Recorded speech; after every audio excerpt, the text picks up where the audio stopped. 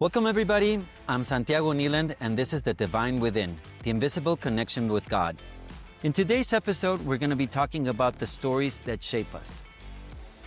Today we're going to be exploring the hidden powers of stories, the stories that shape our values, awaken our empathy, and quietly guide the course of our lives. Joining me is novelist and storyteller Johnny Gnall, a writer who believes that some truths are simply too important to be explained. They have to be experienced through story. Together we'll explore why myth and narrative remain humanity's greatest teachers, how empathy can become a life's calling, and why certain places, moments, and synchronicities seem to carry a meaning all of their own. Because sometimes the stories that we tell aren't just entertainment. They're invitations to become who we were meant to be. So welcome, Johnny. It's a pleasure having you here. Great to be here. Thanks for having me. Well, it's an interesting topic, and I love the stories behind myth and uncovering all the mysteries within myth. So it's going to be fun-filled and fact-filled as well podcast. So let's begin with our first segment, which is the stories as sacred vessels. So before we were books, doctrines, or philosophies, there were stories. Stories have always been humanity's original classroom, teaching courage, sacrifice, friendship, and purpose long before we could understand those ideas intellectually. In this segment, we'll explore why myth, parable, and the narrative still have the power to transform lives, and why the deepest truths often arrive disguised as a story. So what can you tell us, Johnny? And I know you have an interesting background and I mean, you studied literature, you have, the basis of how to construct a story, but what is the mystery behind all this, behind the science of writing a story and, going to the heart? I mean, I think, there's been a lot of evidence that has shown us, scientific evidence, that, the way the human mind is designed is to accept information through story. On the one hand, we all spin the events of our own lives into narrative. When we're walking down the street Yeah. or we're going about a task, we create our own villains and heroes and allies and everything like that. And we don't really say them out loud and write them down, but that's the way that our brains are designed to process what happens around us. You put things in order, you turn them into a story.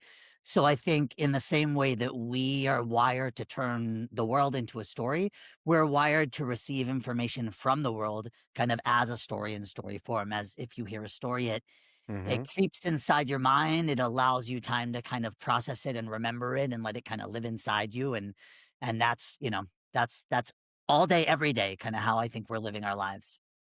Yeah, definitely. And I like this what you're saying because one of the books that I've read about from Jordan Peterson, and he goes deep into this maps of meaning. He talks about this and how exactly that we're giving meaning through stories to our lives. I mean, because if not, it would be a very routine a life where you just wake up, go to work, and come back. But we have to create these stories and we have to put ourselves in these stories. And really, it's important how we tell the stories of ourselves, because we can become the victim and we just remain in victimhood, or we can become the hero. So it's really important how we view these archetypes and strive for these archetypes. So in your experience, I mean, what are these elements and how can you bring these stories, or how can you construct these stories and give yourself meaning or a purpose in your life? I mean, I think for me as an author, it comes from my stories aren't written by saying, "Hey, I want to create this plot or this adventure or this series of ideas," um, and then put meaning into it. The way that I write, the only way I'm really comfortable writing, is to start from meaning and then allow that meaning to find a shape that's gonna translate it, that's gonna bring it to the reader. I mean, I think one of the reasons for my whole life I had a hard time writing fiction was Okay. because when I would sit down to write something, there's no way, if you just try to think of an idea as a writer or just as a person, everything out there has been thought of. Every story has been told and retold and kind of repackaged. And so it's not about finding the right story, it's about finding meaning. And we all have different Yeah. things in our brains, in our hearts, that are important to us, that we've learned, that life has taught us. So I think using story to build those ideas into something that's tangible and that's communicable and that can be passed to someone else, that's where story really becomes the bridge between experience and knowledge. and passing that on to another person, whether it's the next generation or just, between two people right now having a conversation. Yeah, and it's really important the way that you're saying it, and it's not information, it's stories, and we have to frame it, and there has to be, the characters, the archetypes, those yeah, the content of the story, the meaning, as you're saying, of the story, and how important in the way that we communicate, as you're saying, in telling these stories. It's a fact that the way that we've transmitted these stories throughout our lifetime, through civilizations and throughout Yeah, the ages, has been through these conversations. The classic campfire, where you tell the exactly. stories, where you have these heroes that evolve, and I like that symbolism. And I'm going to take an analogy, and I'm a big Star Wars fan, and there's two instances in the saga where it's through story that they can communicate what's happening, and they can, form allies. And this is when they are with the Ewoks, right before the Battle of Endor. The Ewoks were, a savage clan, but when C-3PO told the story and they could relate and they could have empathy, and that's what we're going to be talking about in a minute. The Ewoks were there, and they were crucial in that sense, because if it wasn't for them, the rebels were already captured, and if it wasn't for them and their desire to join this cause, to join this meaning, really saved the entire universe, and you really don't realize it, but that's what really changed it, right? Yeah. And to kind of take it in a very different route, but in the same core of what you're saying, and I'm not going to get any super political on this podcast at all, I promise. But I, live in the U.S., so it's hard to not be aware of politics right now. But without even getting specific or into ideologies, just one thing that I've noticed is so prevalent today is the art of storytelling and how it is used Mhm. to spin what's going on, different places and different sources where all different people are hearing very Yeah. different stories and Yeah, seeing the same news, exactly. yeah. It's the same Yeah, story. It's a different different villains and story. different heroes and different allies and all that, and I think it's just really the nail on the head of what we're saying is this real world application of we're not around the campfire anymore. The campfire is the webcam or whatever, but it's the Yeah. same thing happening. The people who are telling the stories are doing it to further whatever their narrative or Whatever, just whichever agenda. Yeah. whatever. Yeah, yeah, exactly. Yeah, from the Ewoks to the present day, it echoes through.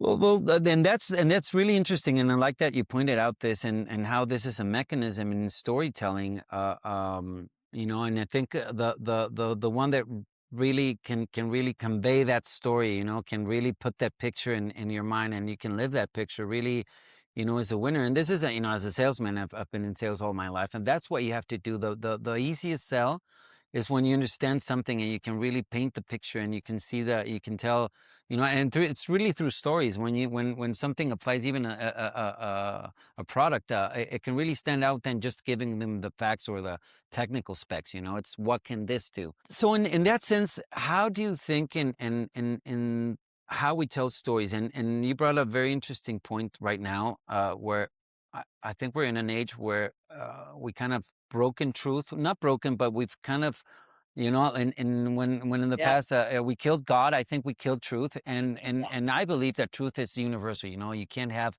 different truths. I mean, it's there's certain things you can have opinions, you can have, different sides of the coin, but right. there's certain truths that really kind of set the North Star for us, and this is what I find in stories.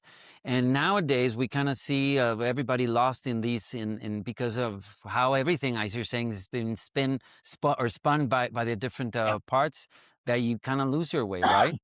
Sure. Yeah, I mean, it's yeah, the truth that we all know that's the one thing I think that it's unfortunate that all the spinning is happening. I mean, obviously it's unfortunate and we're all kind of losing sight of the truth, but there is a narrative in there that can be told. And I think in this age of spin and in this age of so much noise and so many different versions of the story, it kind of becomes a little bit more the job of us, whoever's being Yeah. told the story.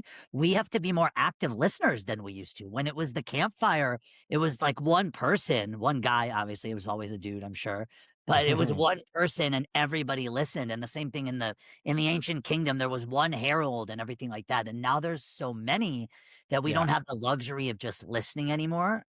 Hearing stories has become active. And yeah, on the one hand, that's tough. It's tough to say that we have to be active. But on the other hand, there's silver linings in that our exactly. brains are being used. We're using our minds more as we listen to stories. We're not just internalizing, we're questioning more, we're Yeah, we're processing. discerning. Yeah, Yeah, we're yeah, filtering it, we're deciding it. We're not always right as we do that, but at least we're thinking of it actively, and when you do that, it sits with you more than if you just sit there and put your ears open and listen. So there's 2 sides to the coin of yeah. this Like new anything age. in life. Yeah. Yeah, and totally. Yeah, and that's an important point. As you're saying, we're becoming active participants, and it's interesting, and we're probably going to talk a little bit more further in the third segment, which is very interesting on synchronicities and the patterns that I talk a lot about. But here you can see that we're in a time where the way that I see it is we're at a turning point in civilization, and a lot of what I talk about in the Mayans is this is it wasn't like the what everybody thought of in 2012, like the end of the world, but it was like a time where humanity was going to become of age, and now we were going to be responsible for everything. So that kind of set a series of events, and now we're in this new world where everything is, like you said, we have to be discerning truth, we have to be understanding, and really believing in having a north star to what you believe. So to Yeah. interesting times, definitely. Yeah. Yeah, for sure. And we're going to be talking a little bit more about your book, your novel, and I mean, it's really an interesting take on things, and through different characters. But what do you think, especially in the way that we talk or the way that we propose ideas? Why is parable the tool that Jesus used and to communicate? Because once you look at the his story, he used this element a lot. And what can you tell us about it? I mean, parable is has always been kind of the little micro version of the story around the campfire. Parables, I think, are what we carry with us. That they're the very first ways, even from like Aesop's fables. The Yeah, very earliest ways as children that we have morals and lessons kind of packaged in this digestible amount where it doesn't have to be about this big broad idea that we're not quite able to understand. It's these small lessons that are kind of like the building blocks and the bricks of hopefully the person you're going to become or the person that someone wants you to become. But yeah, I mean that's they'll be timeless. Parables like that and parables will be timeless because it's always going to be kind of the first step of this storytelling journey. you mentioned Aesop's fable, and that guy's from Greece, from ancient Greece, and Yeah, those are relevant to our times, and I totally. think that's what's so important about the archetypes and the stories, that they transcend time, they go beyond the culture of the time, and even though there's the moral, religious, ethical evolution, throughout the ages. Those fundamental values, though, that those core values still are present throughout. That's immutable. So that's, Yeah. in a way, what I see as truth. As those things that are immutable, even if things advance. And even if they advance in retrogression. That doesn't mean that we're always going forward. There's sometimes in history where really we had to bring these ideals and values out to stand against evil, against Yeah. nefarious. I mean, it's light and dark is the forever. It's always there. It's just what are we seeing more of at the time? I mean, even right now, we talk about the times, and again, not getting specific into politics, but I have a lot of conversations with people these days about how difficult times are, how bad they are. And, I say this not as a way of just throwing up my hands, but because I truly believe it. It's like, I don't think that the line of humanity is this or this. I think it's pretty much this. And we're seeing our spikes, our peaks and valleys, but, and maybe we're seeing more of the curtain pulled back now than we used to. But I think that, throughout time, it's the stories remain the same, the lessons remain the same. It's like you said, is these immutable truths. You look at all the different cultures and all the different religions that exist, present, past, future.